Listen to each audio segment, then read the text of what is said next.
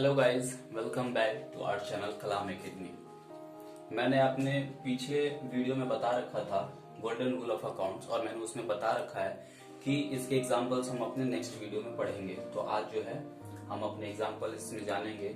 जैसा कि आप देख सकते हैं, I have already written that some examples of personal account.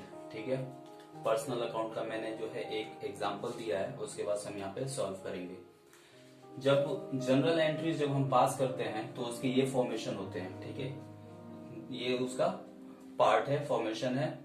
First column में हम लिखेंगे date, second particular and third ledger folio. मैंने शॉर्ट में लिखा है ledger folio, amount debit, amount credit. Examples जो है यहाँ पे लिख रखा है मैंने। कई बार एग्जाम में क्या होता है कि एग्जाम में जो है पूछता है कि जनरल एंट्रीज में कितने कॉलम बनते हैं। ठीक है, अगर आपको नहीं मालूम तो आप जान लीजिए 5 कॉलम्स होंगे। Number 1 date, second particular, third ledger folio, fourth amount debit and fifth amount credit.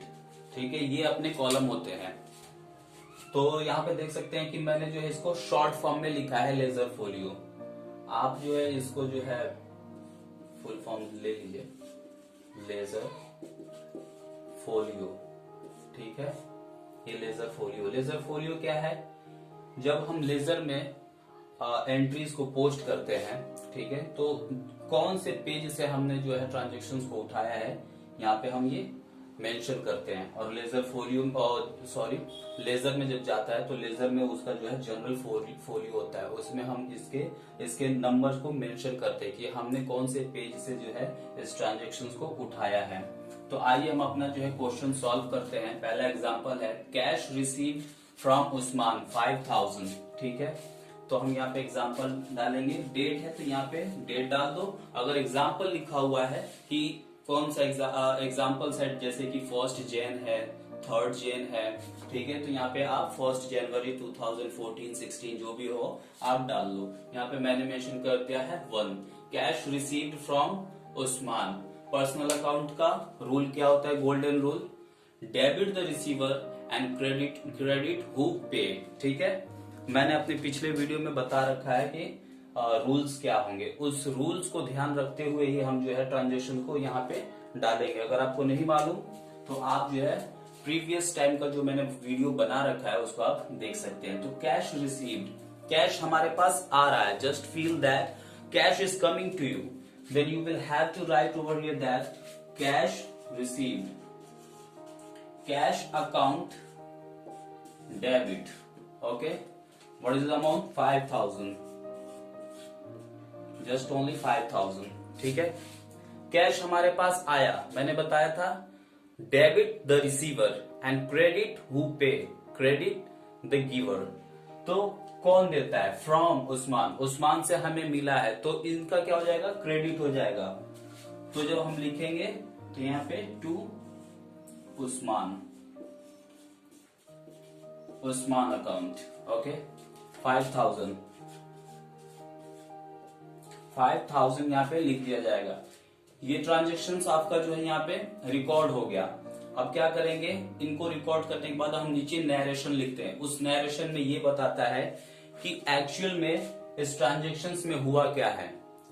ये एक तरीके से समरी बता देता है कि हुआ क्या है। इसमें हम देखेंगे, यहाँ पे लिखेंगे बीइंग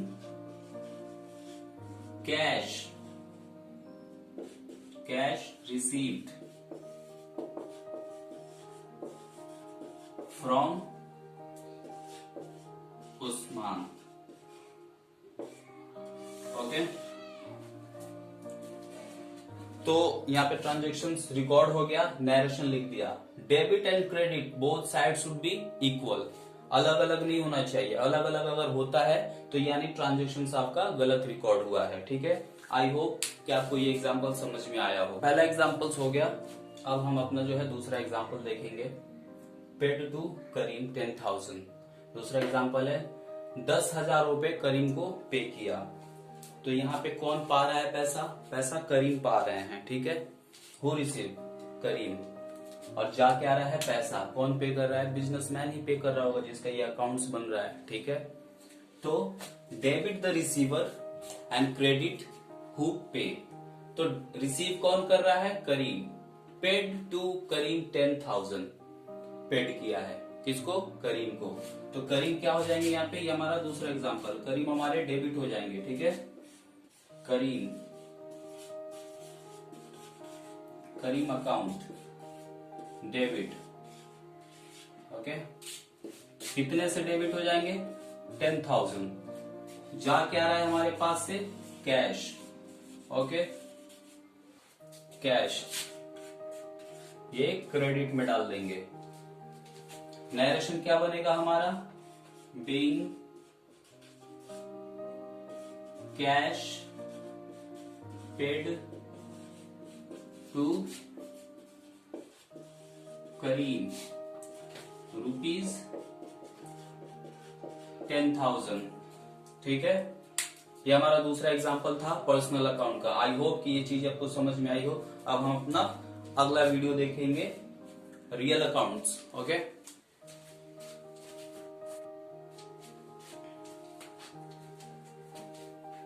अब हम अपना जो है दूसरे टाइप्स ऑफ जो है अकाउंट्स के बारे में देखेंगे।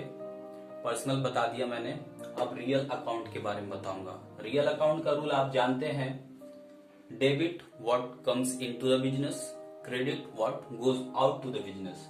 जो भी बिजनेस में आएगा उसे डेबिट करेंगे, जो हमारे बिजनेस से जाता है उसे क्रेडिट करेंगे। तो हमारे बिजनेस में क्या आ रहा है, फर्नीचर परचेज फॉर 15,000, फर्नीचर आ रहा है, ठीक है, और कैश जाएगा। फर्नीचर परचेज फॉर 15,000, ये 15,000 रुपए क्या हो रहा है, हमारे बिजनेस से बाहर जा रहा है, और हमारे पास आ क्या रहा है, फर्नीचर, ठीक है। तो हम अपना जो एग्जांपल यहाँ पे एंट्री करेंगे। फर्स्ट एग्जांपल, फर्नीचर परचेज किया है तो फर्नीचर को डेबिट कर देंगे। What comes into the business, debit, furniture, furniture account debit कितने से, 15,000। And what goes out to business, cash,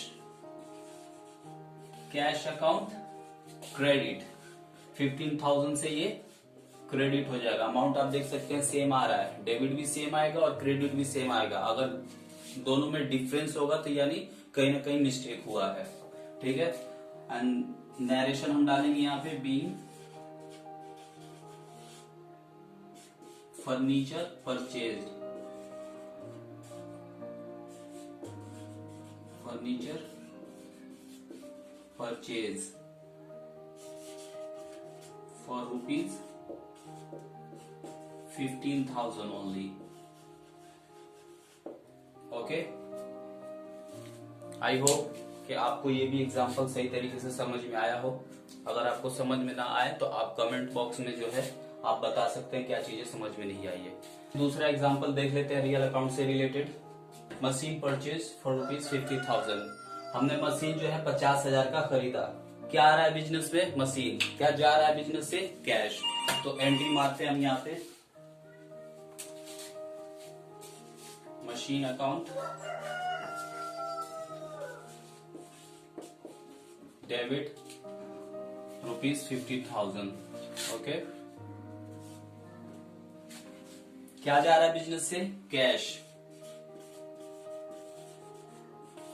cash account 50,000 से क्रेडिट हो जाएगा। तो नरेशन क्या बनेगा हमारा, being machine purchase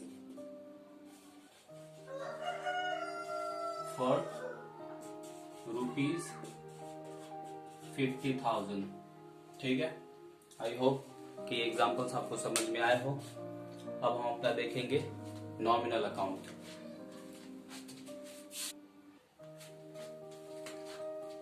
so guys, अब हम नॉमिनल अकाउंट्स के बारे में जानेंगे, उसके एग्जांपल्स। नॉमिनल अकाउंट्स का रूल आप जानते हैं, all expenses and losses will be debited, all income and gain will be credited. तो हमारा एग्जांपल क्या है, वेजेस पेड ऑफ 5,000, ये खर्चे हैं बिजनेस से रिलेटेड। तो 5,000 क्या दे रहे हैं हम, वेजेस दे रहे हैं, किराया दे रहे हैं, धुलाई कहते हैं जिसे, ठीक है। तो all expenses and losses will be debited. तो ये 5,000 क्या है, खर्च है हमारे बिजनेस का, तो इसको हम क्या करेंगे, डेबिट करेंगे। वेजेस अकाउंट डेबिट, बिजनेस से क्या जा रहा है, cash to cash 5,000। Okay, narration लिखना ना भूले, ठीक है, it's very important. Being wages paid for ₹5,000 का हमने वेजेस दिए। ऐसे एग्जाम्पल्स आप और खुद से लिख सकते हैं, जैसे कि वेजेस हो गया, रेंट हो गया, ठीक है, इलेक्ट्रिसिटी बिल हो गया, जो भी खर्चे होंगे यानी बिजनेस से रिलेटेड, वो डेबिट हो जाएगा, जो जाएगा क्रेडिट हो जाएगा। Thank you.